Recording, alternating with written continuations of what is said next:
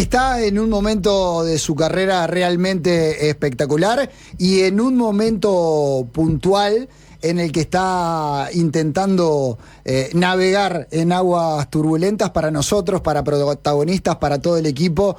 Es un enorme placer recibir a Leonardo Abercorn, que desde hace muchos años es una de las figuras más importantes que tiene el periodismo de investigación de nuestro país. Bienvenido, Leonardo, gracias por estar acá. Hola, muchas gracias por invitarme. Gran timing la entrevista. Gran timing de invitación. Pero esto sí que fue realmente casual, ¿no? Pero para entrar y salir, ¿cómo se sobrelleva un momento de estas características? ¿O imaginabas quizás en lo previo, cuando se da toda esta situación, que podía llegar a tener la relevancia en redes como la que está teniendo? O sea, cada día que hacemos desayunos informales recibimos una cantidad de mensajes constructivos y destructivos.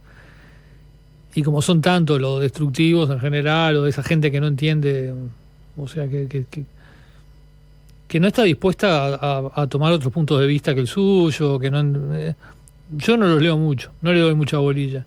Y básicamente esa es la receta, digamos, dejar, que corra, y miro cada tanto si veo que alguien dice un argumento importante o algo, o es alguien que a mí me importa su opinión, puede ser que intervenga. En general no ocurre eso y dejo correr. Y Leo, en lo previo, cuando se hace la entrevista, cuando sacan el tema y lo ponen arriba de la mesa, ¿vos imaginabas que podía tener esa repercusión o todo este efecto es realmente sorpresivo? Más allá que vos diste como ya tus argumentos por diferentes vías. Sí, yo escribí en mi blog sabiendo que lo que iba a escribir mucha gente no lo iba a tomar o considerar, pero por lo menos que quede escrito lo que el equipo pensó, lo que nosotros evaluamos, lo que yo pienso. Pero no imaginaba esta locura. Sí. Este desenlace. Como siempre. Hubo un imponderable, que fue que una cuenta falsa de Twitter lo tomó y le dio un giro que no era el que había tenido la entrevista. Entonces. Y contó algo que no había sido producto, claro, no había surgido a partir del intercambio. Exacto. Y entonces, eso empeoró todo. Es obvio, porque interviene un factor de alguien que distorsiona, pero también son las reglas de juego. O sea, hoy en día, una cosa que pasa bastante frecuentemente es el recorte, ¿no? Que hay algunos hechos con mejor calidad, con peor calidad, algunos que apuntan al humor con un humor fino, pero hay otros recortes que apuntan a simplemente a sesgar o a entonces ya lidias con eso permanentemente, que es el recorte, que lo que vos hacés es una entrevista de 50 minutos, alguien recortó 30 segundos o 1 minuto y medio y lo tira como scratch en las redes. Ya eso es de todos los días y es inevitable. Ahora, esta vuelta de tuerca adicional que hubo que es el recorte falso, digamos, el recorte con un giro que no existió, con algo que no se dijo. Bueno, eso ya complica bastante más todavía. Entonces, eso creo que ayudó a potenciar todo esto. Pero bueno, es parte de lo que nos toca a todos los que estamos en los medios hoy, ¿no? Hay que tratar de pelear contra eso. Nosotros siempre, para intentar reconstruir la historia de los invitados, tratamos de comenzar por su presente. En este caso, Leonardo Abercorn, actualmente, como la mayoría ya lo sabe, es periodista de Desayunos Informales en Canal 12, mantiene un vínculo laboral con El Observador, es investigador, escritor, tiene más de 15 libros ya en propiedad. Su entorno dice de él que es muy buena persona, muy inteligente y muy apasionado con su trabajo. Es intenso y muy sensible, pese a que no lo saca eso mucho para afuera. Es una persona con muy buen sentido del humor, pero muy irónico, muy espontáneo, y esto me intriga un poquito y voy a hacer un alto para preguntárselo. Y groseramente hincha de Peñarol. Bueno, soy hincha de Peñarol, socio vitalicio, en fin, lo de groseramente no sé. Yo a mí mismo. ¿Sabés que sos tan baboso? No. ¿Cero? O sea, ayer di una charla en Juan Lacase y que me invitaron, muy amable la gente de Juan Lacase, había mucha gente, muy lindo.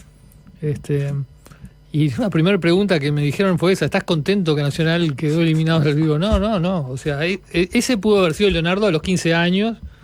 Que uno tiene un fanatismo distinto. Hoy no soy antinacional, soy de Peñarol, muy de Peñarol. Creo que soy bastante menos de lo que era antes también, o sea que... Pero bueno, sigo siendo, obvio, que soy un gran hincha de Peñarol. Leonardo Abercorn dice que suele dibujar o rayar cosas mientras habla en sus programas, de alguna forma reflejando algo de ansiedad en su personalidad, que tiene obviamente por el multiempleo muy poco tiempo libre, que le gusta leer mucho, principalmente novelas. Tiene junto a su esposa una vida activa culturalmente, pero se hace siempre tiempo para viajar, y dentro de de estos viajes en familia le gusta mucho lo que tiene que ver con viajes vinculados con el mar. Le gusta jugar al básquet, un ejercicio que regularmente y cada tanto, él nos dirá si cada mucho o cada poco, lo hace en una familia muy basquetbolera con su papá de Goes. Dicen que odia levantarse temprano, se baña el día anterior y no desayuna para levantarse lo más sobre la hora que puede. Siente que su momento en el día quizás es la noche, porque allí logra estudiar, escribir, donde los silencios son otros, incluso llegar hasta las 2 o 3 de la mañana. Ahí no está WhatsApp, ahí no están los mails, ahí no están los ruidos de la casa. Dicen que está en busca de la figaza perfecta. Nos dijeron, sin salsa y con mucha cebolla. Siempre compra ropa azul y celeste. ¿Estamos bien? Viene bien la cosa, o sea, la figaza no lleva salsa, o sea, ¿no? Yo me quedé re caliente. ¿Y por qué te ponen eso? Nos dijeron, está buscando la figaza sin salsa. Porque en la ciudad de la costa hay una distorsión con la figaza, o sea, por ejemplo, la Portugalia, que es una gran pizzería de la ciudad de la costa, muy reconocida, te vende una figaza que no tiene nada que ver con lo que es una figaza, en fin. Le ponen salsa de tomate. O sea, respeten un poco, respeten, ¿no? Un poco, poco, respeten las tradiciones. Vamos a emprender el viaje en el tiempo para recorrer parte de la historia de Leo Abercorn.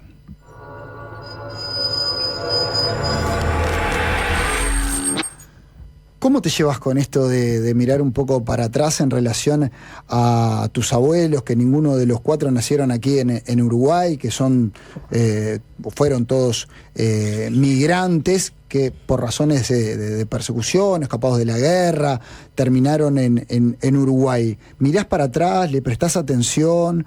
¿Cómo te vinculás con ese tema de tus antepasados? Sí, claro que le presto atención, obviamente.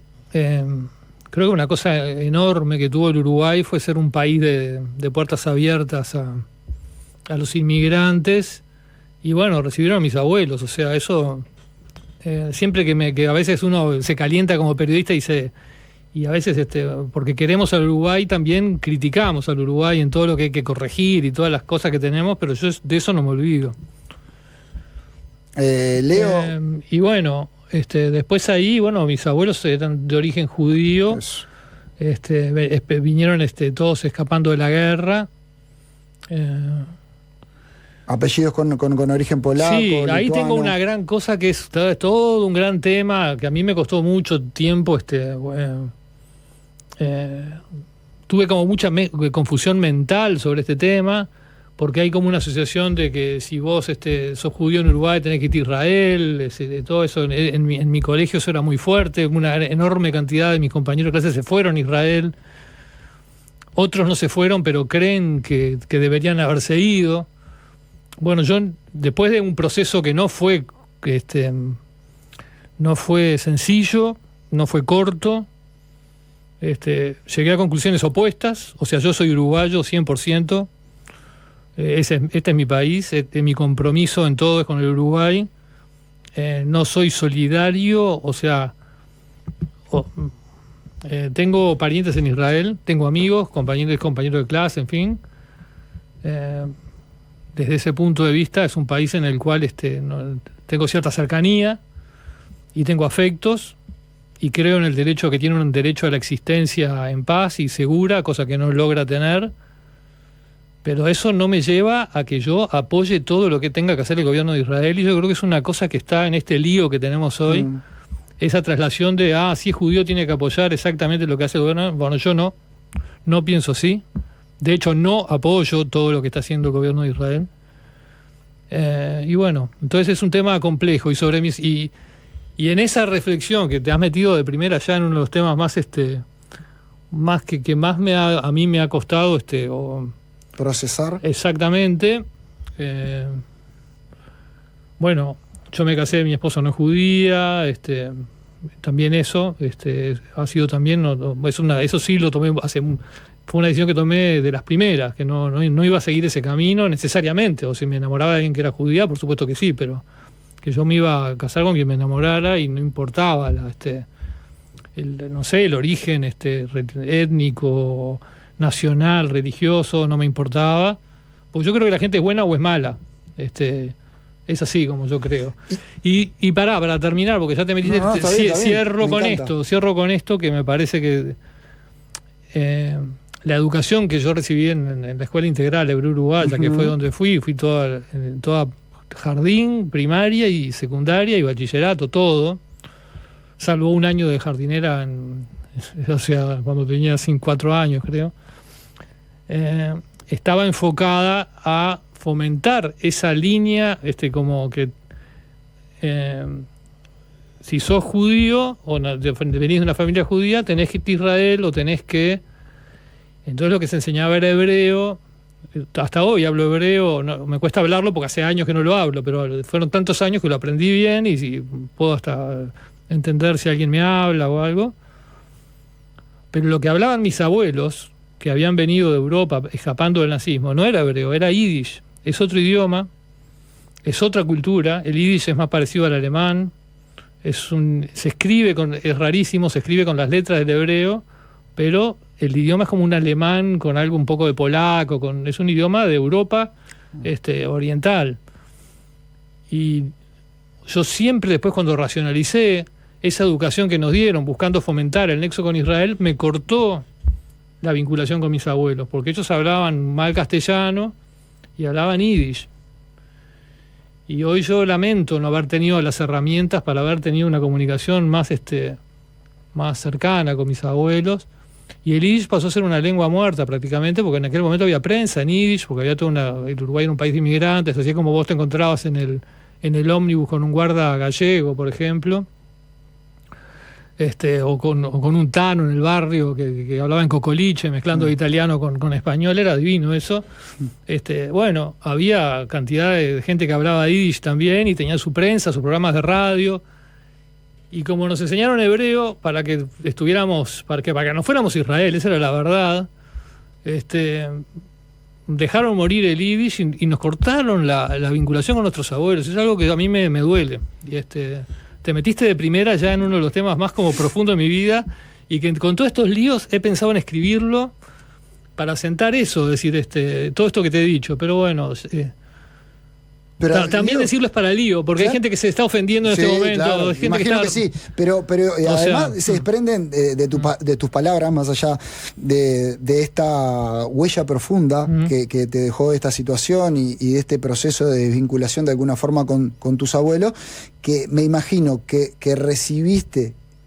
Y con esta postura recibí mucha presión social también de un entorno que debe estar permanentemente diciéndote o te equivocaste o estás equivocado. Bueno, o sea, claramente sí, De hecho, yo, por ejemplo, hace muchos años, ¿no? Hoy creo que era el 89, en un viaje que hice a Europa, fui unos días a Israel y estaba lo que era la primera intifada, ¿no? La primera revolución palestina, que era fue muy suave comparada con los conflictos que hay hoy, ¿no? Es decir, era con piedras, básicamente, ¿no? Es decir, fue una revuelta. Bueno, obviamente hay acciones armadas también, pero fue más como se tiraban piedras y cosas así. Había acciones armadas también y también había represión armada, en fin, lo de siempre, más suave y no con grupos siniestros, como lo vamos a decirlo ya de primera también, como el de Hamas, que es un grupo absolutamente siniestro y que no entiendo cómo también hay gente acá en el Uruguay que puede dar alguna muestra de simpatía hacia un grupo que es evidentemente terrorista y que no hay nada rescatable en él. Pero bueno, en fin. La cuestión es que en ese viaje yo fui a los territorios ocupados a cubrir, me lo impuse a mí mismo, porque era una época que como era tan periodista, tan como vocacional y tan me absorbía tanto que cuando viajaba por placer también hacía cosas de periodismo. Y ahí fui a los territorios ocupados y estuve recorriendo, hice crónicas, arriesgué mi vida de una manera que después me di cuenta, porque hice cosas que... se publicó en la revista Punto y Aparte y hace poco la subí a mi blog, está en mi blog, esa nota sobre los territorios ocupados. La cuestión es que cuando la publiqué, también me acusaron enseguida de traidor y cómo publicas eso, eso ha sido una constante, pero yo me he mantenido en aquel momento por publicar eso. Por ejemplo, el Semanario Hebreo me publicó un editorial poco menos acusándome de traidor, ¿no? Yo, así como están hoy todos esos bobos de Twitter que insultan y dicen, no digo bolilla, yo hago lo que yo creo que hay que hacer. En aquel momento tampoco digo bolilla. Tus primeros años tiene que ver o se vincula con el barrio Malvin, con el barrio Carrasco. Nacés en Malvin, allí en la esquina de Rivera y Concepción del Uruguay. A los 7, 8 años aproximadamente te mudás para Carrasco, y ahí en Carrasco aparece el negocio familiar, ¿no? La farmacia Carrasco. Pero antes de ingresar al mundo de la farmacia Carrasco, ¿qué recordás de esos primeros años en Malvin y esos primeros años en Carrasco? Bueno, Malvin era donde vivía yo. Ahí mis padres tenían una serie de amigos en el barrio que era entrañable, ¿no? Una cosa que nunca me olvido, que siempre la comento, me acuerdo en la semifinal de México 70, cuando Uruguay hace el primer gol y Uruguay va ganando esa semifinal, y la irrupción de los vecinos en la casa abrazándose todos festejando que, bueno, estábamos camino a ir a una final de mundial ganándole a Brasil. Después Brasil nos metió, creo que 3 o 4, no me acuerdo ahora. Perdimos, no me acuerdo si 3 o 4-1. Creo que 3-1. Pero bueno, tenían unos vecinos enfrente, los Zika o los de Lepiane a la vuelta. Que si Silvio está escuchando, le mando un abrazo. Era muy lindo. ¿Lo disfrutaste esos primeros años? Sí, claro. de Malvin? Y después se mudan a Carrasco y aparece este negocio familiar que les insume mucho tiempo y de alguna forma los relaciona también, ¿no? Hay un vínculo ahí con tu padre, que deja su trabajo en el Banco República, que había entrado por concurso, para estar la familia nucleados en torno a esta farmacia que muchas veces le quitó la posibilidad de tener vacaciones como tenían otras familias, quizás. Sí, mi padre se compró una farmacia en Carrasco y la trabajó toda su vida laboral. Bueno, antes había trabajado en el Banco República, ¿sí? Y la trabajaba muy absorbentemente. O sea, la farmacia nos marcó porque mi padre trabajaba, no sé, 15 horas por día o más. O sea, era una locura. Pero bueno, y mi madre trabajaba las mañanas. O sea, sí, y si pasaba algo con que faltaba un mandadero, o que de repente alguna circunstancia requería ayuda, un empleado se enfermaba, siempre había un empleado, no era una farmacia chica, es decir, eran mis padres y un empleado o empleada. Mi hermano y yo dimos una mano de repartir como mandaderos o en el mostrador, o sea, sí, claro. ¿Y algunas ocasiones se cortó por...?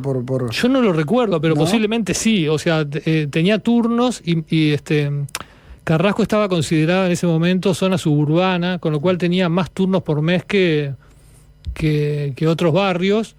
Y entonces era muy frecuente que mi padre estuviera de turno. Y cuando había turno, no se podía hacer nada, digamos. Aparte a mi padre le costaba delegar. Entonces, no me acuerdo casos concretos, pero seguramente 1000 veces... todo giraba en torno a la farmacia, ¿no? ¿Cuántos partidos y cuántas peleas con tu hermano en el Abrojo Fútbol Club? Nos peleábamos mucho, cosa que hoy lamento, pero bueno, no sé qué dinámica teníamos, que nos peleábamos mucho con Pablo.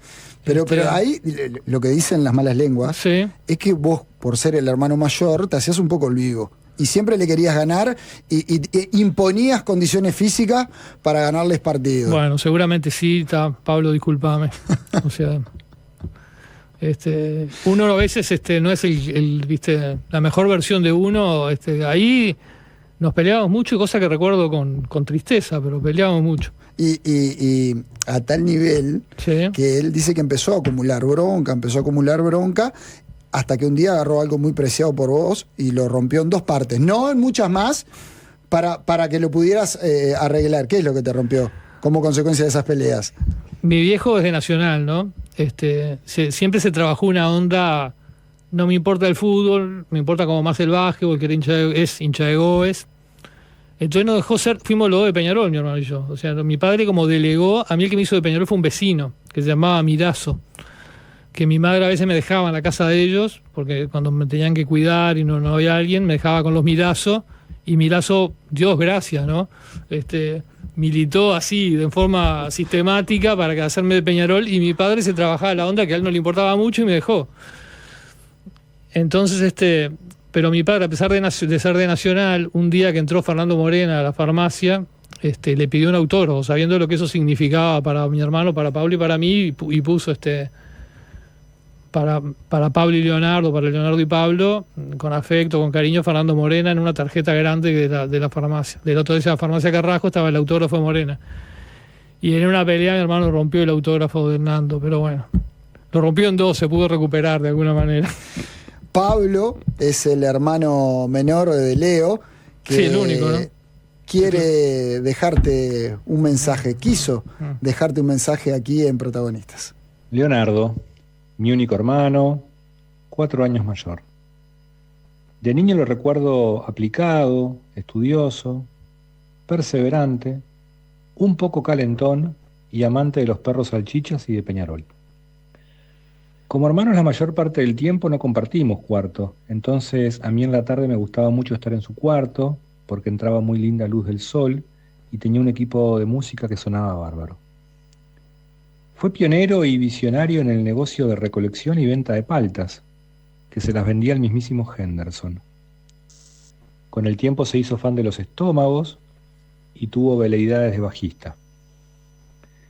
Leonardo, te pido disculpas por haberte roto el autógrafo de Fernando Morena, pero me había llevado al límite. Mucho campito, muchos abrojos y muchos partidos de fútbol. En casa, pimpoñero de básquetbol, las perras, algún conejo suelto por ahí y las cucarachas en la casita del fondo. Mucho compartido y vamos por más. Espero que estés disfrutando del programa y de este lindo reconocimiento, que bien ganado lo tenés. Te dejo un abrazo grande. Bueno, dame unos segundos.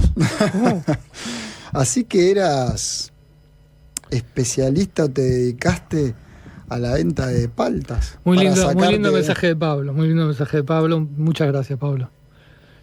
Sí, teníamos un árbol de palta enormes en el fondo, un árbol que era espectacular, ¿no? Aparte se llenaba de paltas y durante años en casa no las comía nadie, se caían, pero venían amigos del barrio a pedirme y me daba cuenta como en casa no le gustaba mucho a nadie.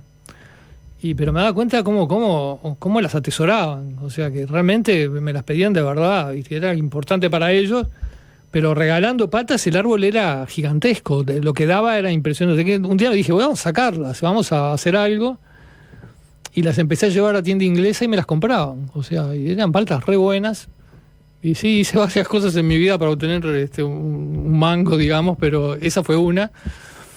Y después hubo un momento ya al fin, después también vendía en algunos puestos también, no solo en tienda inglesa, le vendía a varios puestos que están en Ramón Anador, hay un par de fruterías grandes ahí, vendí también.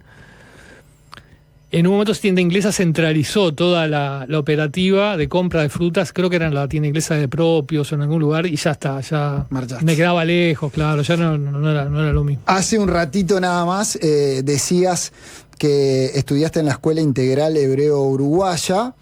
Estudiaste en un momento del Uruguay difícil. ¿Cómo recordás la educación, aquellos años, en aquel contexto, en un colegio también muy estricto, ¿no? Dice que había ahí como un control, que no sé si tiene que ver con la época o por el colegio en sí, pero que revisaban el largo del pelo, el color de las medias, o sea, era un contexto particular. ¿Cómo lo recordás? No, era terrible, ¿no? Lo único que no conocíamos otra cosa.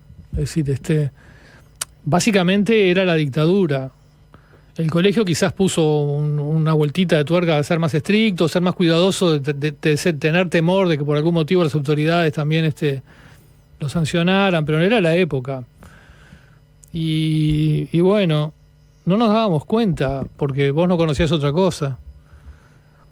También todo eso de tenés que irte a Israel pegaba más, porque como el Uruguay era una cosa, no había, era un país apagado, era un país donde no había discusiones políticas, donde entonces también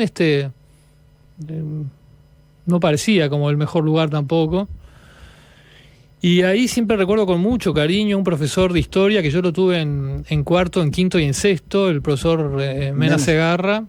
No, hay dos Mena Segarra. Bueno, mi profesor falleció, creo que el hermano, no estoy seguro si está, la verdad no sé si, ojalá esté vivo, que también fue un destacado profesor creo que de idioma español, de otra asignatura. Pero Celiar Enrique, el profesor de historia, fue un fenómeno y fue el primero que nos abrió los ojos a bueno, qué era la política, cuál era la historia verdadera del Uruguay, porque la dictadura te enseñaba aparte también nos abrió los ojos a la posibilidad de no aceptar todo lo que nos decían. No sé, me acuerdo que agarraba los libros que eran de Schurman y Cooligan, eran los autores que estaban como bendecidos por la dictadura, eran siempre Schurman y Cooligan, y los tiraba contra la pared y te decía, esto es un aborto de la naturaleza, y nosotros veíamos eso, no podíamos creer. Y nos mandaba a comprar en Tristán Narvaja los libros de Alfredo Traversoni, que era un profesor de historia que estaba proscripto, que después fue senador del Partido Colorado cuando volvió la democracia. Sus libros estaban censurados, y decía que los libros de Traversoni eran mucho mejor y que fuéramos a comprarlos usados. Y entonces fue todo, se nos abrió un universo con Mena. Le guardo un enorme cariño. Quizás contrastaba un poco con lo que pasaba también en tu casa, esto de que era una casa aparentemente como de silencios en cierto sentido, de la cual después termina saliendo un periodista y un psicólogo. Puede ser, pero porque no recuerdo como una casa de silencio. ¿No se hablaba de política? No, o sea, yo por ejemplo recuerdo siendo chico, vivía en Malvin todavía. Esto Pablo no creo que se acuerde porque, o sea, nosotros nos mudamos a Carrasco cuando yo tenía 7, 8, Pablo tenía que tener 4 menos, capaz que debe tener menos recuerdos de esa época, pero le llegó a mi padre la carta de un compañero del banco que se había exiliado en Suecia y le manda una postal inocentemente, una carta como ex compañeros, y el miedo que hubo porque llegó una carta de un perseguido político desde Suecia era tremendo, o sea, era una época de miedo, entonces ese miedo permeaba en toda la sociedad por cosas muy pequeñas. Entonces, no era una familia politizada, hablábamos poco de política, sí. Yo las primeras conversaciones que recuerdo de política fueron por el plebiscito del 80. Y ahí recuerdo, sí, hablar con mi padre y que el tema se planteó en la mesa de votar sí o votar no. Yo no votaba, claro, pero que iban a votar ellos, y estaban por el no. Y mi primera reacción como de niño, porque era muy chico, era porque la propaganda de la dictadura decía, bueno, que era el camino del regreso a la democracia, el sí. Entonces como, bueno, hay que aprovecharlo. Y me dijo, no, pero hay que votar no, porque esta constitución tiene unos defectos, eso me acuerdo, sí, ahí fue como las primeras. Pero Mena, en el liceo también me había como, no recuerdo hablar del plebiscito, pero recuerdo, por ejemplo, el día que asumió el Goyo Álvarez, que Mena habló en clase de qué podía significar, si podía ser un militar más aperturista que otros. También jugó un rol importante ahí. Momento para los amigos de la infancia. Bueno, tiempo para este Leonardo. Programa es un carrusel de emociones. Sí. Tiempo para Leonardo, ¿qué esto te quiere decir? Mi nombre es Leonardo también, tocayo de Leo Abercorn. Somos amigos hace 40 años. Desde el año 84 aproximadamente nos conocemos, y bueno, es una gran persona, lo quiero mucho y tiene un gran sentido de la ética desde el punto de vista de periodista, entonces eso lo hace muy grande, y justamente y de la búsqueda de la verdad, que obviamente que es parte de lo que les interesa en el trabajo del periodismo. Para mí es también agradezco que me hayan contactado para dar mi impresión. Él tiene una carrera excelente y ha hecho entrevistas y obras y libros realmente muy buenos que han aportado mucho al país y relativos a la historia reciente del país, que son muy buenos y dejan en claro muchas cosas, y todas las personas deberían leerlo. Le mando un gran abrazo a Leo y a ustedes también en el programa. Bueno, muchas gracias, Leo. Cao, le decimos nosotros. Muchas gracias, Cao. Y de Leo, amigo de la infancia, saltamos a Pablo, amigo de la juventud, adolescencia, quizás. Pablo lo conocemos desde antes con Pablo, desde más chico, bastante más chico. Los escuchamos. Muy buen amigo, un buen tipo muy amigable, gracioso, divertido, con buen sentido del humor, curioso.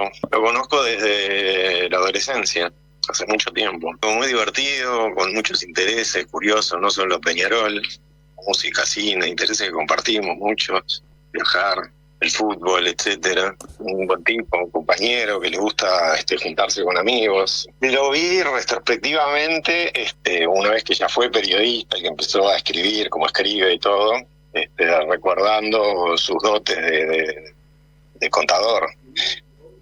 Un buen contador de anécdotas, siempre fue un buen narrador.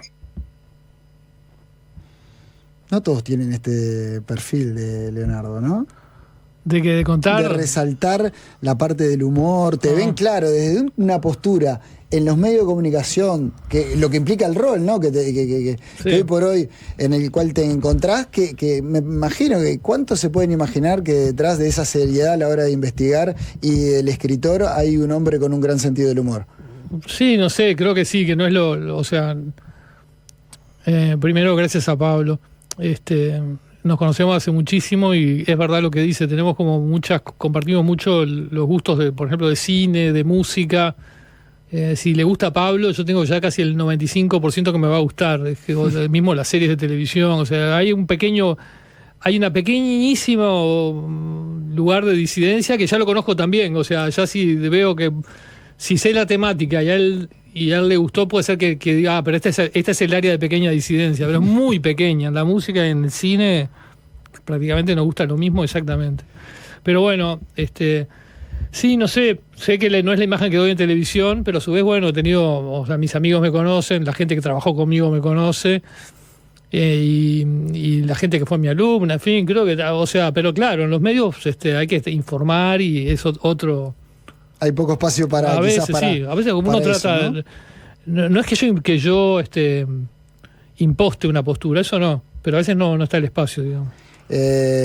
Comenzás la educación terciaria, ciencias económicas, en la cual, ahora mirando hacia atrás, te pregunto por qué, porque dicen que quizás no te sentías del todo cómodo, no lo disfrutaste tanto como otros. O sea, tuve una crisis vocacional tremenda, o sea, en mi generación creo que fue una de las...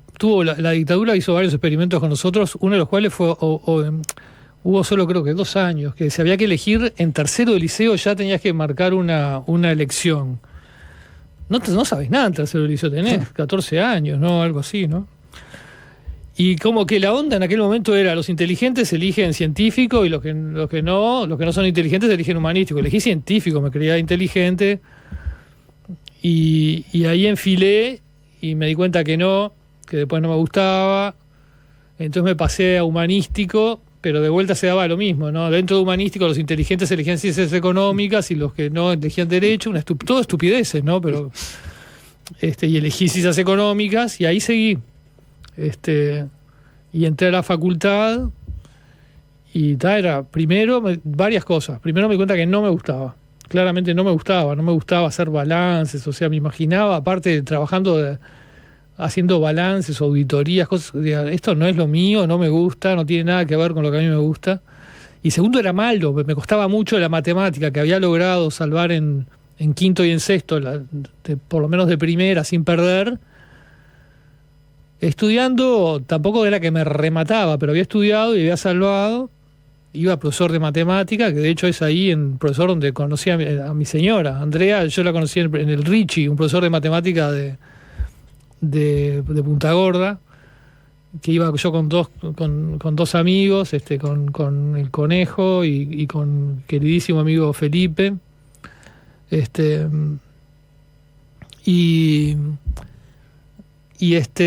Lo sufriste ahí, entonces. Y no, claro, aparte no me gustaba, podía estar retroalimentado, porque si no te gusta no estudiar lo suficiente, pero me costaba horrores, es decir, no entendía.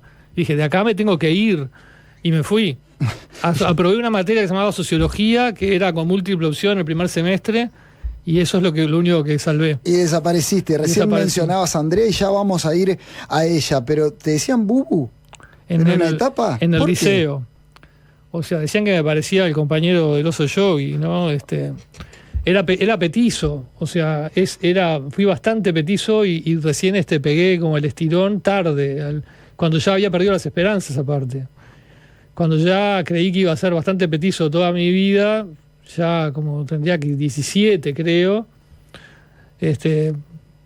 pegué un estirón bastante fuerte, crecí y quedé normal, o sea, quedé a la altura de todos los demás. No de los altos, pero no quedé entre los petizos. Y entonces, bueno, creo que lo de petizo jugaba, y sí, me decían bu. Mis compañeros del liceo, no los que son mis amigos que veo, pero sí los que veo una vez cada 1000 años, me dicen todavía, porque es que ahí se congeló como el vínculo, o no ha tenido muchas otras etapas. Y en aquel momento me reventaba, ¿no? O sea, no me gustaba nada, pero era todo un ambiente muy de bullying también, que era propio de aquella época, porque todos tenían un sobrenombre, todos eran buscados de la manera que las reventara más. Yo participaba, y me arrepiento también de esa lógica. De esa lógica, y le decía a algunos cosas que evidentemente no estaban buenas. Y sí, me lo lamento, pero había cero reflexión sobre lo que hoy hay mucha reflexión. Y también en aquella época de que quizás otras actividades que hoy están permitidas, o que están la militancia social, estaba prohibido no, pero no había música, o sea, era una época muy oscura, entonces mucho se canalizaba por ahí. A los 18 años aparece, recién lo mencionaste, Andrea en tu vida, en unas clases particulares de matemática. Después se reencuentran en el cumpleaños de un conocido tuyo, vos te haces como el que no la conoces, ella te viene a hablar, se acercan, a partir de ahí siguen con el vínculo, y a los 27 años deciden lentamente comenzar a compartir la vida juntos. ¿Qué es Andrea en tu vida? Y bueno, es mi amor, digamos, ¿qué querés que te diga? Me hacen emocionar, es mi compañera y es muy importante para mí, y llevamos muchos años juntos, ¿no? Muchos años juntos, y tuvimos una hija maravillosa. Ya con eso te digo todo. Vamos a ver qué dice ella. Bueno. Leo es una persona muy sólida, afectivamente. Ha sido siempre una persona, un padre y un esposo presentes. Hemos madurado juntos. Nos conocimos de adolescentes. Él era un personaje muy flaco, con una melena como de león. Después nos fuimos cruzando en la vida y nos ennoviamos muy jóvenes. Él estaba haciendo sus primeras armas como periodista. Yo en aquel momento, en aquella vida, era abogada y andaba por los juzgados. Nos encontrábamos en las esquinas de la Ciudad Vieja. Y bueno, siempre nos encontramos siempre temas para conversar, para reírnos. Nos ha unido siempre, pienso yo, más allá del amor, nos ha unido siempre un sentido del humor muy similar. Nos ha unido intereses en común, tenemos una forma de ver el mundo similar y afinidades. Tenemos mucha afinidad, nos encantan, siempre somos muy lectores los dos. No tenemos una gran curiosidad por el mundo, los libros, el cine, la música. Siempre hemos nos ha interesado viajar y conocer el mundo. Arrancamos haciendo nuestro primer viaje internacional en un Fusca a Florianópolis. Y de allí en más, los pocos pesos que teníamos los invertíamos en salir al exterior, en conocer el mundo. Bueno, hemos criado una hija que hoy ya es un orgullo para nosotros, que ya es recibida bioquímica, está haciendo su maestría. O sea, hemos andado juntos muchos años. Pienso que Leo ha tenido la fortuna de encontrar en su trabajo una pasión y es una persona muy rigurosa, muy seria, muy responsable y siempre va al fondo con los asuntos. Tiene la bandera de ser objetivo, siempre objetivo frente a los problemas, estudiarlos a fondo y bueno, ha construido una gran carrera profesional, a la vista está. Por suerte le es reconocida en vida, y bueno, estamos muy orgullosos de él y bueno, esperemos que la vida nos regale más tiempo para disfrutar juntos. Muy lindo, muchas gracias, Andrea. Tenemos en esta recta final de esta primera parte de la historia de Leonardo Abercorn un juego para proponerte, que es, como buen periodista que sos, tenés que titular lo que ha sido tu vida hasta este punto que hemos recorrido, y tenés que titular lo que se viene, lo que esperás que se venga de tu vida. 2 títulos. Tu vida hasta acá.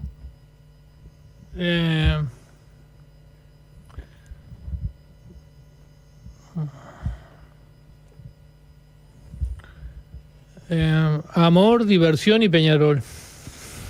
Lo que queda, lo que esperás. Y lo mismo más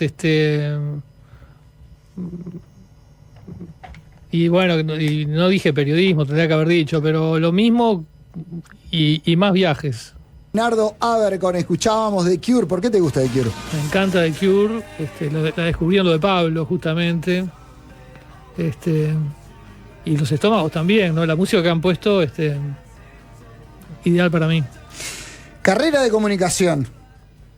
Publicidad en un comienzo, ¿no? Y empezar a trabajar en una agencia de publicidad. ¿Qué te acordás de ese periodo? Llegué a comunicación ahí como medio sin saber qué me gustaba. Entonces alguien me dijo, mirá, hay una carrera, porque me había ido de ciencias económicas y había estado 6 meses sin hacer nada, yendo a la farmacia a ayudar para tratar de dar una mano en algo, pero la verdad que me sentía incómodo, no hacía nada, es decir, entonces bueno, finalmente me recomendaron eso y me metí, pero sin tener muy claro qué era, no sabía que quería ser periodista. Y la primera oferta de trabajo me llegó de la agencia McCann Erickson y ahí entré. Lo primero que me hicieron como para probar, ya lo he contado, creo, es un aviso de un vermú brasileño. San Rafael, que me dijeron, mirá, vamos a traerlo a Uruguay, hay que traducir esta campaña. Me dieron una campaña, me pareció muy bueno el aviso a mí, pero como me dijeron que había que hacerla adaptada al Uruguay, le cambié 2 o 3 pavadas, y cuando se la llevé a mis jefes, los que me querían contratar, me dijeron, no, está muy bien, lo único que cambiaríamos serían estas 2 cositas, y eran las 2 que le había sacado que había cambiado de lo brasileño. O sea, quedó exactamente igual que la campaña. ¿Y le dijiste? No dije nada porque quería entrar y entré. Pero nunca entendí del todo la publicidad porque pasaban ese tipo de cosas. Otra cosa que pasaba era que vos hacías algo buenísimo y venía el gerente o el dueño de la empresa y te decía, no, esto a mí me gusta mucho más así, y decía una cosa que era una berretada total, pero era el dueño, entonces quedaba lo que decía él. También ese como poder también, que era evidente que lo técnico estaba quedaba subordinado a la decisión de alguien que era, bueno, que ponía la plata, el que decidía, el dueño de la cosa, con todo derecho, bueno. Y bueno, y me daba mucho miedo que me pidieran hacer aviso de tabaco, que yo tenía una gran, ya en aquel momento, un poco porque mi padre siempre fumó muchísimo y eso me daba como miedo. Después una vez se agarró una tos horrible que parecía que era un cáncer y no era, y dejó de fumar de un día para otro, pero hasta ese momento fumaba como un animal y siempre fui muy antitabaco. Y entonces en aquel momento no existían las protecciones legales que hay hoy, entonces yo estaba atemorizado siempre de que me vinieran a pedir, que iba a decir que no, pero iba a ser un relajo, porque cómo iba. Claro. Entonces estaba ya, y después probé publicar un par de notas en el semanario aquí, que alguien me ofreció, no sé qué, y ya me di cuenta que me gustaba más. Sí, que era por ahí. Y también los primeros contactos con el periodismo, ¿lo recordás por ahí, que trabajando como fotoperiodista en San José, que alguien te invita a hacer alguna cosita ahí? Exacto, uno de mis compañeros de clase en aquel momento era el Instituto de Filosofía, Ciencias y Letras, después se hizo Universidad Católica, nosotros empezamos cuando era Instituto de Filosofía, era Jaime Clara, querido amigo también, y Jaime trabajaba para un semanario de San José que se llamaba Hechos y hacía notas a maragatos que triunfaban acá en Montevideo. La actriz Susana Sellanes, un jugador de Nacional, Ricardo Perdomo. Esas son las dos que me acuerdo, que fuimos a la casa, y yo era el que iba a sacar las fotos. O sea, él me pidió acompañarme y sacar las fotos, y yo iba, era como Minguito y el preso. Yo era el preso. Y Jaime hacía las entrevistas y se lucía. Yo iba ahí nomás y sacaba fotos. La foto que le saqué a Susana Sellanes quedó muy linda y la tuve hasta no sé si no la tengo todavía impresa en papel. Y bueno, y también ahí, cuando asumió Sanguinetti el 1 de marzo del 85, fue el regreso a la democracia, que fue una fiesta increíble en Montevideo, porque vinieron presidentes de Alfonsín, Felipe González, Daniel Ortega, que era el recién triunfante presidente de la Revolución Sandinista en Nicaragua, y artistas. Vinieron Charly García, Los Abuelos de la Nada, José Luis Perales, Silvio Rodríguez, Pablo Milanés. O sea, fue una cosa tremenda. No, fue tremendo. Es difícil imaginar la fiesta que fue Montevideo aquel día. Para los que no lo vieron, fue algo realmente alucinante. Y yo me acredité como fotógrafo. No me pagaban, pero me dieron, o sea, para mí estar acreditado aquel día valía la pena el trabajo, sacarle fotos, y saqué fotos. Y pasó una cosa increíble, que yo no lo esperaba, pero era que yo iba a las conferencias de prensa, por ejemplo, de Charly García o Perales, o bueno, había artistas uruguayos también, la Urbanova Carrero, los olimareños, y la gente me pedía, no existían los teléfonos, la gente decía, sacame una foto. Veía un tipo con una cámara, y bueno, le saqué fotos a mucha gente, con los olimareños, con la Urbanova, con algunos internacionales que pude, y la gente me daba el teléfono y vendí una cantidad de copias, o sea que fue la primera vez que cobré por un trabajo periodístico. No lo esperaba, pero ocurrió así. Me imagino que la carrera como periodista te ha dado muchos conocidos, muchos buenos compañeros, muchos amigos. Momento de Marcelo Figueredo, que te quiere dejar este mensaje. Yo conocí a Leo exactamente en el año 1984, en los pasillos de la que hoy es la Universidad Católica y por entonces era el Instituto de Filosofía, Ciencias y Letras. Leo ya estaba cursando comunicación, es un pelito mayor que yo, estaba en la generación más arriba, digamos, y lo recuerdo con mucho más pelo que el que tiene ahora. Yo tenía el pelo negro y no canoso como el que tengo hoy, y siempre con un diario o un semanario, él se encargará de contar de qué se trataba esto, bajo el brazo. Lo veo también de sobre todo largo, con lo cual mi recuerdo es más invernal que veraniego, pero siempre con diarios o con semanarios bajo el brazo. Un tipo con un humor muy especial, una suerte de bromista escondido hay detrás de ese Leo serio que toda la gente ve cuando ve únicamente al periodista. Retrotraigo también en la memoria algún encuentro casual en Buenos Aires. Nos encontramos en la Valle Florida, terminamos escuchando música en Palermo y jugando al rinraje, y ya teníamos unos cuantos años. Y después lo reencontré trabajando ya como colegas, por ejemplo, en la revista 3, y ahí andaba siempre con papeles y con una lapicera bajo el brazo, o en la mano, mejor dicho, corrigiendo el trabajo de los demás como coordinador de la redacción. Un obsesivo del laburo, como cualquiera puede darse cuenta, detrás del cual, insisto, hay un muy afinado sentido del humor, que es también una de las formas de la inteligencia, con lo cual todo tiene que ver con todo. Gracias, Marcelo. Un querido amigo también. Sobre todo largo era la época, ¿no? Tipo estómagos, con alfileres, con cosas así, ¿no? Llegué a usar algunas cadenas y no una canilla, sino la manija de una canilla. O sea, tuve algunas influencias punks así. ¿Habrá alguna foto de ese periodo? No sé si hay. Seguramente sí. Y la melena que habló Andrea y ahora Marcelo también. Necesito una foto de ese periodo. Sí, tenía terrible melena enrulada para arriba, una cosa media despeinada también, ¿no? Medio de Cure, no así como Robert Smith, pero más como Africa Luke, no sé, en fin. Era otro Leonardo. Era otro. ¿Tuviste o participaste en una revista alicial?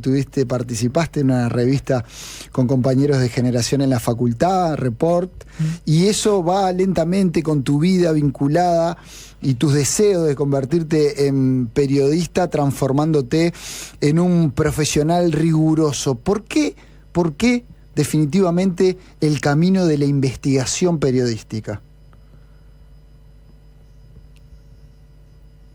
Bueno, se fue dando. O sea, me di cuenta que el periodismo me gustaba en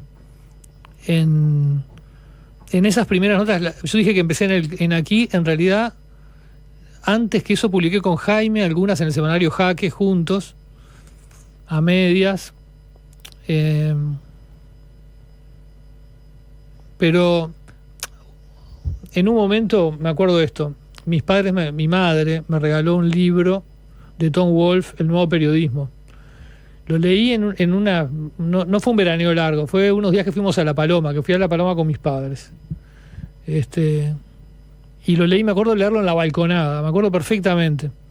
Y ese libro como que me quemó la cabeza, que el nuevo periodismo norteamericano es como...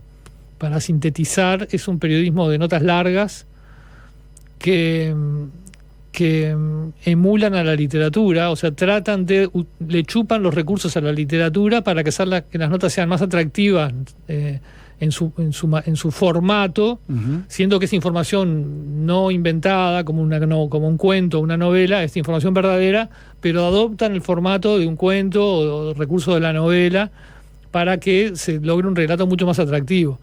Y él enseña a hacerlo y pone ejemplos, y yo leía eso, esto es lo que yo quiero hacer, esto es una maravilla. Y ahí ya eso fue lo que me marcó. Vos, para lograr eso tenés que investigar mucho, porque vos no podés sostener un relato largo y, por ejemplo, si vos querés que tenga diálogos como tiene una novela, pero vos estás en el terreno del periodismo, vos no los podés inventar. Entonces, ¿cómo haces para tener, si te digo, bueno, quiero hacer una nota de este estilo sobre no sé, un jugador de fútbol o un político, ¿no? El día a día ¿no? ¿Cómo es la única manera es que vos te le pegues durante semanas y tengas los diálogos. Claro. Tengas los diálogos verdaderos, los logres registrar porque estés ahí. Entonces, para hacer una nota de esa, vos tenés que hacer mucho esfuerzo, mucha dedicación, mucho tiempo. Y ahí empezó la cosa, haciendo eso, que lo traté de hacer en la revista Punto y Aparte, y cada vez que pude hice eso, y eso te va llevando a desarrollar técnicas de investigación. Creo que ahí está la génesis. En un momento también estuviste vinculado al periodismo cultural, y hay una anécdota muy particular, el día que junto a Lucas Prodan tuviste que tomar a Locoboy en ayunas. Una ginebra. Con gente despierta. ¿Cómo fue eso? Cuando fue Montevideo Rock 1, se hizo una revista que duró, en realidad se hizo un solo número que se llamó Desnuque, y que cubrió, la hizo la gente de Guambia, Antonio Davesíes, que era el director, dueño de Guambia, hizo esa revista, lamentablemente también fallecido hace poco Davesíes, y ahí contactó a varios periodistas un poco más veteranos, Roy Berocay era uno. Y Roy me conocía de haber trabajado con él en la agencia Reuters, era como su suplente, y me recomendó. Creo que fue así que llegué a Desnuque. Puedo equivocarme, pero creo que no, que era así. Lo quiero mucho a Roy, de cual trabajé con él en Reuters y aprendí mucho también. Y como parte de la cobertura de Montevideo Rock 1 me pidieron que entrevistábamos a todos los grupos que vinieron, a la gente de Sumo. Yo conocía a La Rubia Tarada y Los Viejos Vinagres, que eran las dos canciones que pasaban en la radio, eran esas dos. Recién empezaba la fama de Sumo, ¿no? Acá en Montevideo era muy, muy nuevo todo. Y arreglé una entrevista que la cita que me dieron fue en el Hotel Carrasco, que era donde se alojaban. La Intendencia había cedido el Hotel Carrasco, que en aquel momento era de la Intendencia, para que se alojaran buena parte de los músicos que venían a Montevideo Rock 1. Y la hora que me pusieron fue una hora bien temprano de la mañana. No me acuerdo, pero podía ser como que me dijeran 8:30 de la mañana o 9 de la mañana a reventar. Era temprano. Lo sufriste. Entonces, yo vivía cerca y me levanté sobre la hora, capaz que era todavía antes, y no desayuné y fui derecho. Y aparte con la idea de que me iban a clavar, que mirá si músicos de rock van a estar a las 8 de la mañana, no va a haber nada, esto debe haber sido un error, no van a estar. Y cuando llego, estaban Luca Prodan y Diego Arnedo, el bajista que hoy es el bajista de Divididos. Gran músico. Y estaban ellos dos y empezó la entrevista. Al rato cayó Pettinato, que era el saxofonista de Sumo, luego un tipo muy conocido en la comunicación, sí, claro, todo, y se puso a tocar un piano que había, o sea, llegó, saludó en la mesa, Luca Prodan dijo, este es el más inteligente y el más idiota de Sumo, me acuerdo que perfectamente dijo eso, y él se fue, dijo unas pavadas y se fue a tocar el piano en la cafetería, muy temprano de mañana todo, muy loco todo. O sea, la entrevista que está en cassette, a partir de un momento se escucha el piano tocado por Pettinato. Y bueno, fue antológica la entrevista, y en un momento cuando termina, Luca Prodan dice, bueno, yo quiero comer mariscos ahora. Digo, mirá, o sea, Carrasco no es el Carrasco tan sofisticado de hoy, era mucho más, los bares que habían eran bares, no había un restaurante muy bueno, y era temprano de mañana, o sea, nadie iba a tener mariscos seguro. Le dije, mirá, va a ser difícil conseguir eso acá ahora, no, pero yo quiero. Pegaba perfecto con el personaje que me había contado en la entrevista y yo dudaba si era verdad. Después supe que era verdad, que él se había criado en colegios de la más alta aristocracia en Inglaterra, que le estudiaba el príncipe Carlos, no sé, en fin, ahí una cosa que yo dudaba. Después ahora sé que era todo cierto. Y ahí salimos a Arocena, yo le dije, bueno, yo te acompaño a lo que hay y vos preguntás si hay mariscos. Él tenía vestido una túnica, estaba completamente de una túnica blanca larguísima, con suecos, ¿no? Calzaba suecos. Era una cosa que la gente se daba vuelta a mirarlo. Y vamos caminando por ahí, yo pensaba llevarlo. En aquel momento García ya existía, pero no era el restaurante de hoy tan sofisticado. Claro. Era un bar, García. Y existía La Mascota, el otro bar-restaurante que estaba donde ahora está Café Martínez y La Panera Rosa, eso era La Mascota, histórico, bar de Carrasco también. Y ahí era donde yo lo iba a llevar porque eran los que más se aproximaban a poder tener un plato de comida, pero cuando pasamos por el bar Arocena, que es el mismo que sigue existiendo hoy, también un poco menos, o sea, era café y chivito, digamos, ¿no? Y eso era todo, y alcohol, ¿no? Y bueno, claro, todo tipo de bebidas alcohólicas. Era el que menos, porque no tenía comida, tenía la ciudad de los chivitos nomás. Entonces yo le dije, acá no. Me dijo, no, pero acá sí. Se mandó para adentro, fue al mostrador y pidió 2 ginebras. Y ahí, bueno, tuve que tomar con él. Él la tomó de un saque total y yo no, yo en 2 o 3, pero la tomé. Qué maravilla. No, tiempo, Leo, para escuchar a Gabriel Portos, un amigo de la vida. Acá Gabriel desde los Países Bajos, un abrazo grande, Leo. Siempre estamos en contacto, pero me gustaría que le cuentes a la gente la anécdota del mozo neumático. Otra que le puedo preguntar a Leonardo, mancha recalcitrante, es cuando conmigo, que yo soy hincha de Nacional, nos hicimos hincha de un cuadro de la B y íbamos juntos, a ver si se acuerda qué equipo era. ¿Quiero escuchar esa anécdota primero? Íbamos bastante al fútbol, o sea, una época que íbamos más, bueno, gracias a Gabriel, querido amigo que vive en Holanda,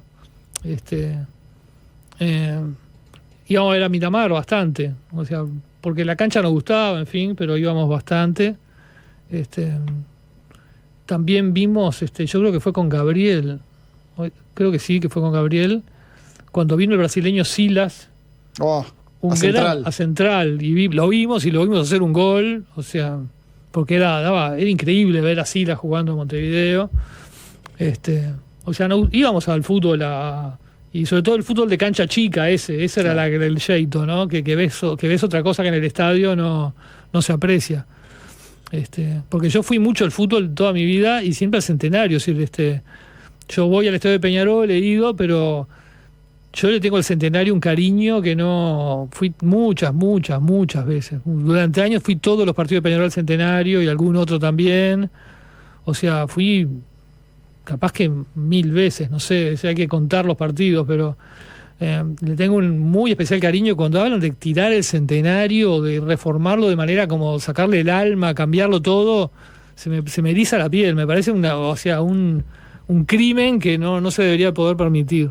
Tirarlo seguro que no. La piqueta fatal del La progreso. reforma, obvio, pero si le mantenemos la esencia, sí, obvio. Leo, Gabriel, y lo otro que habló dijo- una anécdota ahí, no sé si se puede El contar. mozo neumático, ¿no?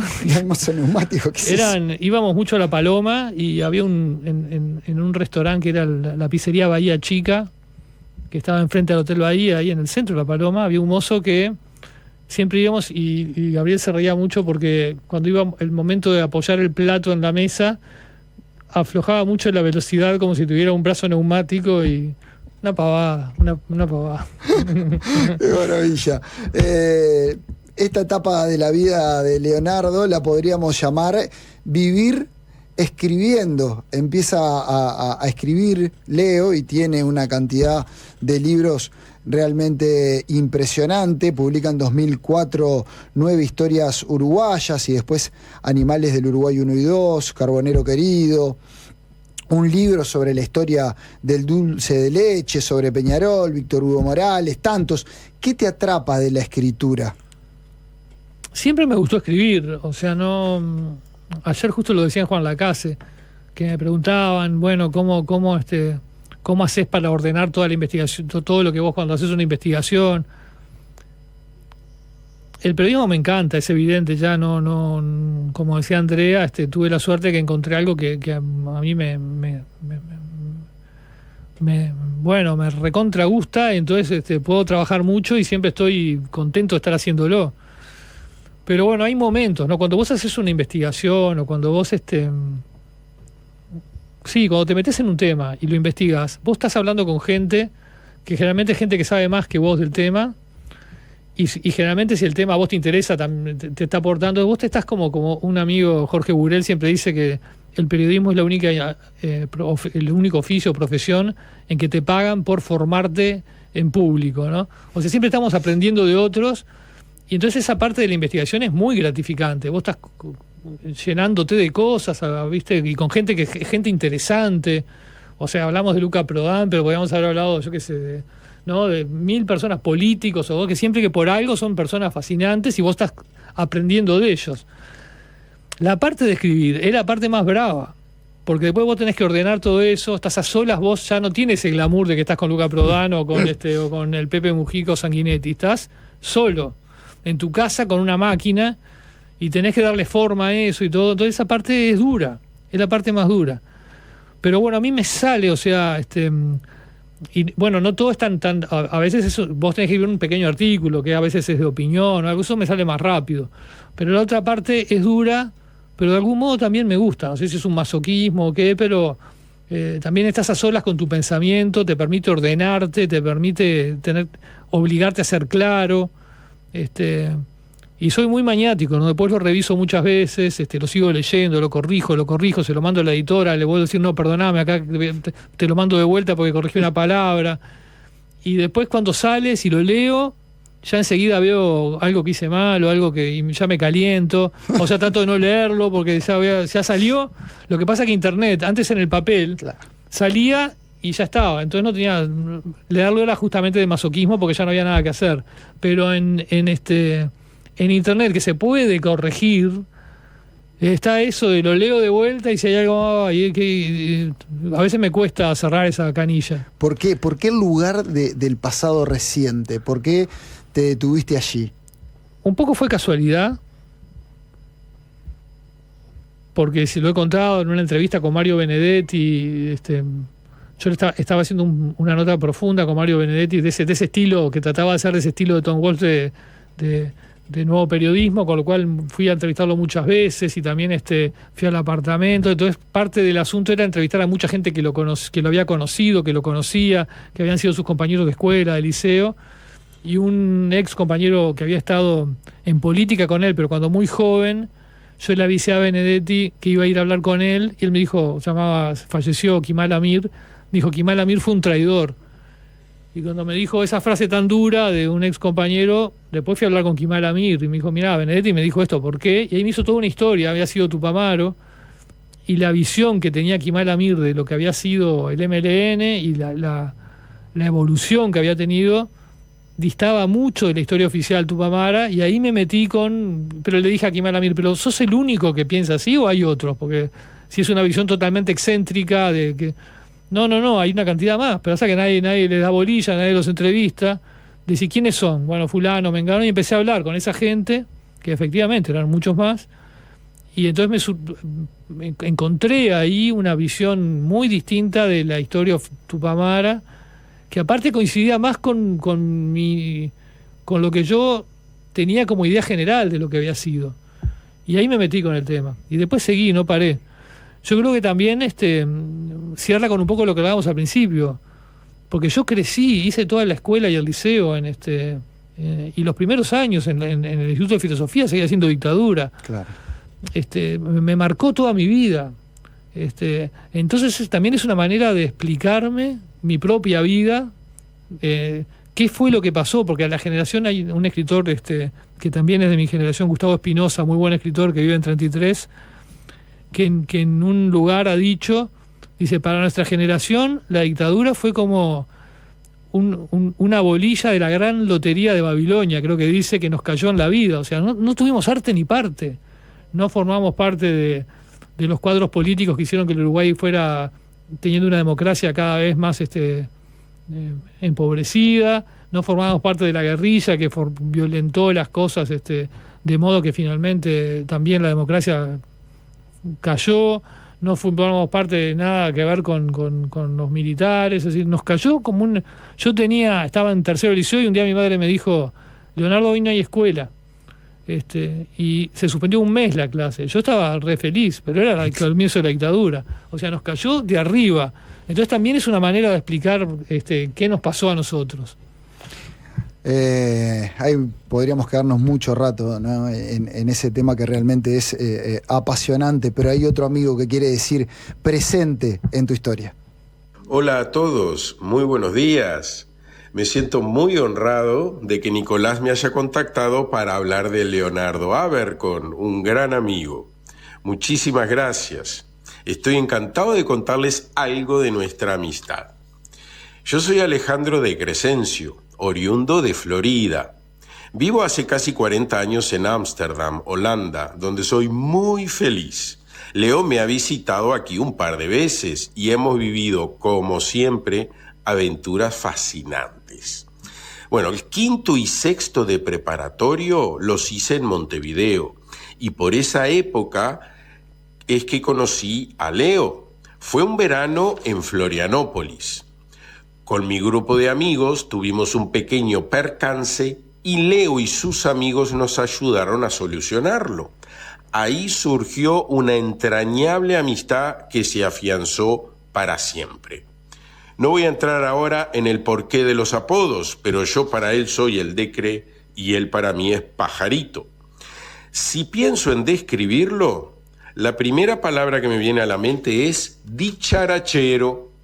Habla hasta por los codos, siempre está contando cosas interesantes, muchas veces insólitas, y generalmente le encuentra la vuelta para hacerlo de forma muy graciosa. Tiene ocurrencias increíbles que me hacen matar de la risa. Otra característica suya es que es muy bueno. Realmente Pajarito es un corazón con patas. Es un muy buen amigo que siempre te desea lo mejor y te apoya en todo. ¿Qué les voy a decir? Es un hermano del alma, un hermano de la vida. Pajarito, te mando un fuerte abrazo, te quiero mucho. Ya sabés que aquí sos siempre bienvenido para hacer otra round por los bares de Ámsterdam. De lo contrario, nos vemos en diciembre, que este año toca ir al Uruguay. Nos estamos viendo. Saludos para todos. Qué divino el Decre, gracias Decre. Muy emotivo, muy buen amigo. Esta vida vinculada en esta etapa al periodismo pasa, como dijiste tú ya, por el semanario Aquí, por el semanario Jaque, pasa por Búsqueda, Plan B, Revista 3 y así siguen, ¿no? El trabajo, el profesionalismo, las anécdotas, aparece Qué pasa, ahí cuando el país no te quiere dejar ir, empezás a crear tu propio blog, empieza el vínculo con las redes sociales, trabajás para agencias internacionales, como también ya lo mencionaste, fuiste parte de En Perspectiva, y lo hablábamos hace un ratito, más tarde llega la tele. ¿Y cómo vivís hoy esta explosión mediática y esta llegada, si se puede decir de esta manera, tardía a la televisión? Bueno, por un lado con agradecimiento, en el sentido que tengo trabajo bueno. La verdad que el periodismo es duro y mucha gente que tiene mi edad ya está afuera, ya que hizo una carrera muy buena y de repente hoy no quedó afuera o está marginalmente, tiene alguna posibilidad de tener algún espacio pero más chico. O sea, en ese sentido muy, muy agradecido. Con siempre sabiendo que estoy aprendiendo, porque yo televisión sabía poco, yo había hecho toda la carrera escribiendo, y aparte escribir de algún modo, puedo decir, con las limitaciones del caso, porque no me considero tampoco un maestro, pero de algún modo la escritura correcta, digamos, se me da. O sea, la escritura correcta se me da, pero yo de televisión no sabía y es distinto. O sea que lo tomo también como siempre como un aprendizaje, aunque ya va bastante tiempo y me doy cuenta que he aprendido bastante, pero tengo que seguir aprendiendo más. Ahí hubo momentos muy duros, por ejemplo, siempre lo recuerdo, pero Nole Marrone, que era la conductora de Desayunos Informales, un día se fue para otro canal y me dijeron conducilo vos mañana. Y bueno, eso fue como, o sea, te movieron el piso. Pero absolutamente, es decir, tenía mucha menos experiencia que ahora, casi nada, y ni más ni menos que sustituir a una conductora histórica con la capacidad que tiene Nole, en fin, pero bueno. A veces miro en retrospectiva y digo, bueno, lo hiciste, y habrá salido mejor o peor, pero lo hiciste. Y me da satisfacción. Y después, como colateral de todo eso, que lo tomo con mucho agradecimiento y con mucha sentir que uno está aprendiendo también es digno de estar agradecido, y aparte siempre te deja como la alegría de poder seguir creciendo, porque vos estás aprendiendo y vas creciendo. Viene esa cosa de la fama que te da la televisión y esa cosa de que vas a un lugar y mucha gente te saluda y quiere esto y quiere lo otro y te comentan. Y bueno, eso a veces se torna un poco duro, pero también lo agradezco. O sea, la inmensa mayoría de la gente, o toda la gente, porque yo no tengo nunca un problema en ningún lado, viene con cosas de agradecimiento o de comentarios positivos, y es muy lindo también porque recibís cariño. Solo que bueno, por ejemplo, hay cosas que a mí me gustaban hacer, que era, por ejemplo, meterme, no sé, un día entero en la urgencia de la policlínica tal y contar cómo es. Y que nadie sabe, que todo el mundo cree que yo soy uno que está esperando turno y después eso no lo puedo hacer más. Claro. Hay una faceta del periodismo que se me complicó un poco. Que porque ya no pasás desapercibido. No pasó desapercibido, pero bueno, o sea, contento. Aprendiendo, contento. Tengo un enorme equipo de trabajo que nos hemos hecho muy amigos. O sea, el equipo de Desayunos son amigos a esta altura. Y estar con ellos es siempre agradable y siempre es como estar con amigos. Entonces, eso suma mucho. El trabajo súper profesional hizo que fueras reuniendo diferentes premios, el Morosoli, Bartolomé Hidalgo, de diferente índole, y que tu recorrido también transitara por el camino de la docencia. Y hay un tema que seguramente lo has tratado ya hasta el cansancio, pero que generó mucha repercusión, ¿no? Y fue tu paso al costado de dar clases y tu carta exponiendo las razones del por qué dar un paso al costado, ¿no? Y en ese momento existieron muchas críticas, pero muchas personas que también se sintieron muy identificadas con lo que te estaba pasando. Ahora, en retrospectiva, mirás hacia atrás y ¿qué te queda de ese momento? ¿Seguís pensando lo mismo? ¿Cómo vivís la docencia? He vuelto marginalmente a la docencia en la facultad, volví porque un ex estudiante mío del cual yo tenía una muy buena imagen y siempre nos habíamos llevado bien, y era una persona que me merece todo, no solo simpatía, sino también buena consideración general. Me pidió que fuera su tutor. Entonces le dije que preguntaran a la Horta a ver si eso era posible. Le dijeron que sí. Entonces, para ser tutor de una tesis tenés que volver a ser docente. Entonces volví, y también ahí me integraron algunos tribunales, y bueno, en un rol acotado volví. Pero después también he vuelto a dar talleres por la mía, y dar los talleres me encanta, así es muy gratificante. Lo que pasa es que es un ámbito distinto a la clase universitaria. Hay gente que quiere tener el taller, que viene al taller. En definitiva, aquella carta fue muy felicitada y muy criticada, las dos cosas. La repercusión fue tan grande que, no sé, él ha citado desde Pérez Reverte, cosa que de ningún otro trabajo mío fue citado por Pérez Reverte, el único. Me han invitado a otros países a hablar de ella, he ido a Colombia, por ejemplo, a hablar de ella. O sea, que te vengan a buscar, llevarte allá, pagarte todo solo porque hables de eso. He salido en la televisión o en las radios de decenas de países, cada tanto me vuelven a llamar. En ese punto tengo algo así. Yo vivo por ejemplo, en Desayuno vivimos de llamar gente que venga a ser entrevistada. Entonces yo trato de ser lo más amplio posible en decir que sí también, porque hay un colega como yo haciendo, a veces con este tema, a veces digo que no, pero a veces también digo que sí por esto mismo. Y he salido una vez salí en la televisión de Bulgaria con un traductor increíble, o sea, increíble todo lo que pasó con eso. Todo eso quiere decir que yo puse el punto en algo real. Eso existe, porque si no, no genera todo esto, no sigue circulando. Sobre las críticas que recibí, bueno, Leo, perdona, para el que está del otro lado y quizás no tiene idea, más allá de que se haya hablado un montón de esto, en determinado momento tú das un paso al costado, decidís no dar más clases porque tenés cierto cansancio de las lógicas que se da dentro del aula, ¿no? Y de muchas veces la poca atención que recibías o desconocimiento de los estudiantes que estaban cursando el nivel terciario. Claro, la atención permanente al teléfono, el desconocimiento total, la apatía, la falta de curiosidad. La desinformación para gente que estudiaba periodismo, que no tenía las básicas.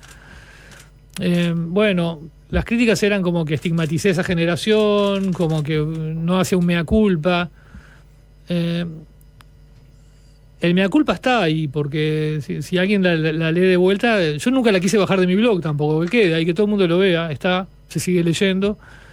Dice, es algo que hablábamos recién contigo, ¿sí? Uno con los pasos de los años se va cansando y va teniendo menos paciencia, y eso está dicho ahí. O sea, quizás fui yo que me desgasté, creo que son las palabras, o sea que está dicho. Esa crítica era injusta porque estaba planteado. Y bueno, si alguien se sintió estigmatizado, que disculpe, yo solo conté lo que me pasó a mí. O sea, yo conté lo que, sin poner nombres, no había nombres, yo conté lo que me pasó a mí. Entiendo que alguien se sintiera mal, pero bueno.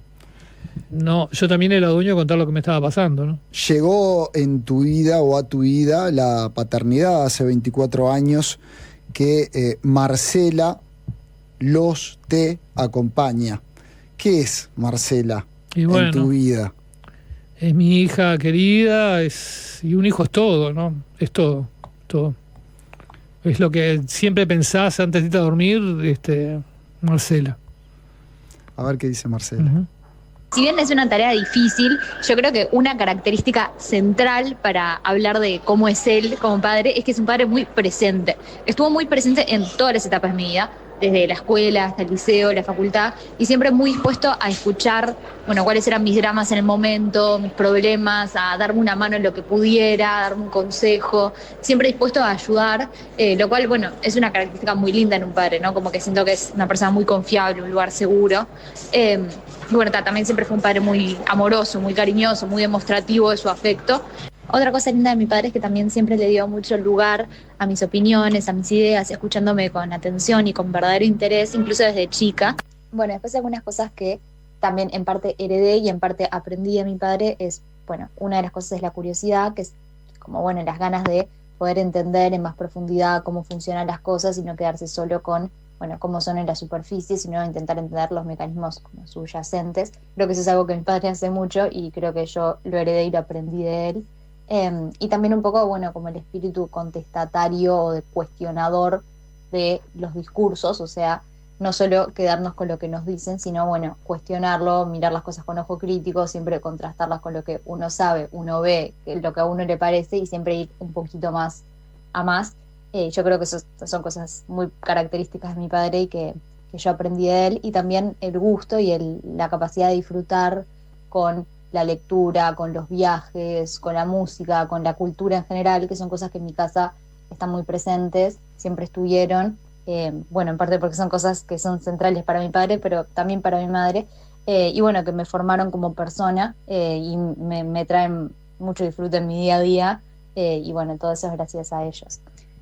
Así que bueno, estoy muy agradecida con mi padre, lo quiero mucho, y bueno, le mando un saludo. Gracias, Marce. ¿Tenés el vínculo que soñaste con Marcela? Siempre uno quiere más, pero sí, la verdad que sí. O sea, siempre he tratado de estar presente.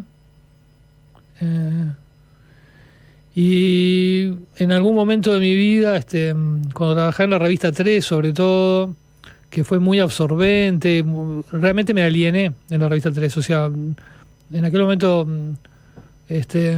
era bastante amigo de Gustavo Escanlar, trabajábamos juntos. Gustavo no está. Después la vida nos hizo también distanciarnos, en fin, pero el cariño se mantiene. Y en esa etapa alienada me mandé macanas de alejarme de la gente que uno quiere, que en definitiva es pero no por decisión, sino porque estaba tan alienado del trabajo que no daba bolilla. Entonces, como que cuando salí de ahí y abrí los ojos, tuve presente que eso no puede pasar por el trabajo te tiene que gustar mucho, podés dedicarle mucho, pero no podés llegar al punto de, por el trabajo, alejarte o macanearla con la gente que vos querés. Y bueno, Marcela por suerte nació después, así que lo tuve presente después de que la revista, desde ahí me fui en el año 98, y la introspección habrá sido a 99, 2000 y 2001 nació Marcela, así que por suerte. Leonardo Abercorn, fue para Protagonistas un verdadero placer contar parte de tu historia. Gracias por acompañarnos. No, muchas gracias, un programa que bueno, me hizo emocionar muchas veces. Muchas gracias a todos los que dieron su testimonio y gracias a vos, muchas gracias. Y la producción también, que ya vi que trabajó muy duro. Y para que puedas encarar este domingo en el programa del 12 de una manera mucho más coqueta, es que los amigos de Óptica Bellavista quieren regalarte estos anteojos que podés mirar y efectivamente darte cuenta que es una bolsa con contenido. Es una bolsa con contenido. Ellos querían hacerte llegar este regalo para que lo disfrutes. Preciosos, muchas gracias. De muchas aquí, gracias. Y que de alguna forma esta fama con la cual transitas puedan servirte también. Gracias, Leo. Muchas gracias, muchas gracias.